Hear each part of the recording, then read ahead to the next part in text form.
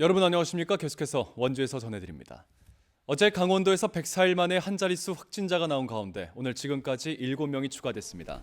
원주에서 타 지역 확진자의 접촉자 2명 등 3명이 확진됐고 철원과 강릉에서 2명씩이 늘었습니다. 어제는 춘천과 강릉 등 6개 시군에서 8명의 확진자가 나왔고 원주에선 지난 8월 18일 이후 60일 만에 확진자가 나오지 않았습니다.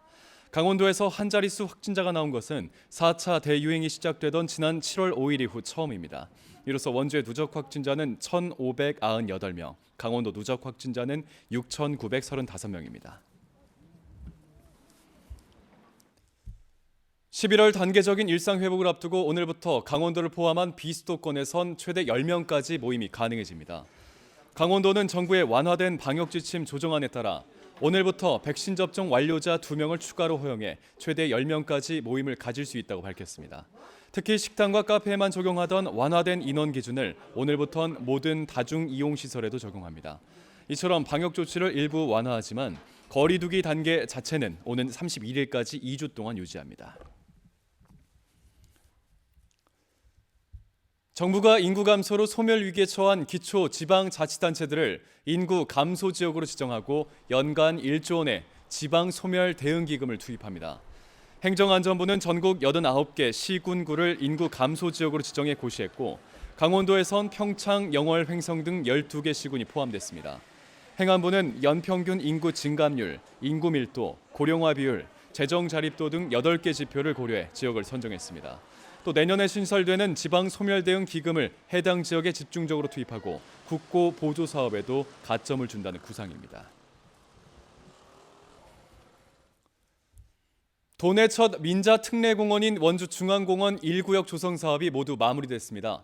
원주중앙공원 1구역 개발 사업은 원주시 무실동과 명륜동 일대 미집행 공원 부지를 민간업체가 매입해 70%는 공원으로 30%는 아파트를 건립하는 방식으로 추진됐고 지난 2018년에 착공했습니다.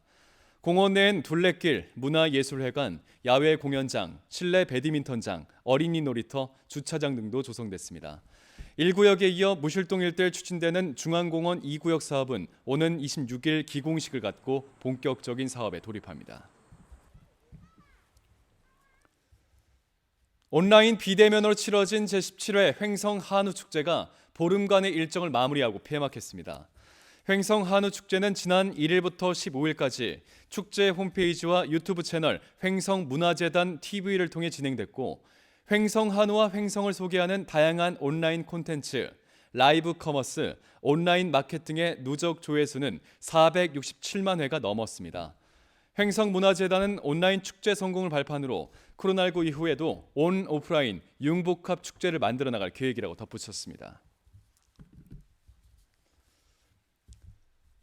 평창 국유립관리소가 산림 소유자의 안정적인 생활자금 마련을 위해 분할 지급형 사유림 매수를 추진합니다. 분할 지급형 사유림 매수는 매매 대금을 10년 동안 매월 나누어 지급하는 제도로 평창관리소는 10만 제곱미터 이내 생활림과 도시숲, 산림보호구역 등의 공익림을 대상으로 우선적인 매수에 나선다고 밝혔습니다. 계약 체결 이후 최초에는 매매 대금의 20%를 지급하고 이후 나머지는 이자액과 지가 상승 보장액을 합산해 120번에 나눠 주게 됩니다. 원주시 태장 농공단지에 있는 주식회사 뉴보텍이 2021년 기계, 로봇, 항공산업발전 유공 포상에서 산업포장을 받게 됐습니다. 파이프 생산업체인 뉴보텍은 노후 하수관의 누수와 파손 등 문제 발생 시 로봇을 활용해 비굴착 방식으로 수리할 수 있는 노후관 갱생 기술을 개발했습니다. 이 기술은 기존 굴착 방식보다 비용은 70%, 공사 기간은 10% 이상 줄일 수 있고 특히 굴착 공사로 인한 시민들의 불편을 최소화할 수 있을 것으로 기대를 모으고 있습니다. 원주시 귀례면에 있는 한 석재업체가 채석단지 확장을 추진하고 있는 가운데 관련 사업에 대한 주민들의 의견 수렴 절차가 진행됩니다. 원주시는 내년 1월 10일까지 원주시 귀례면 일대 67만 제곱미터의 부지를 채석단지로 지정하는 환경영향평가서 초안을 공개하고 이와 관련된 주민들의 의견을 수렴합니다.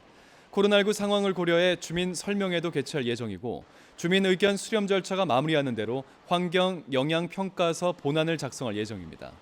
해당 업체는 지난 1월 기존 허가 면적보다 3배가량 넓은 부지를 채석 단지로 지정해달라는 신청서를 산림청에 제출한 바 있습니다. 외국인 근로자 고용법 개정안이 지난주부터 시행되면서 외국인 노동자들의 재입국 특례 범위가 확대됩니다. 기존에는 한 사업장에서만 일정 기간 근무해야만 특례가 적용됐지만 사업장과 관계없이 한 업종에서만 일하면 적용되고 재입국 제한 기간도 석 달에서 한 달로 줄어들었습니다.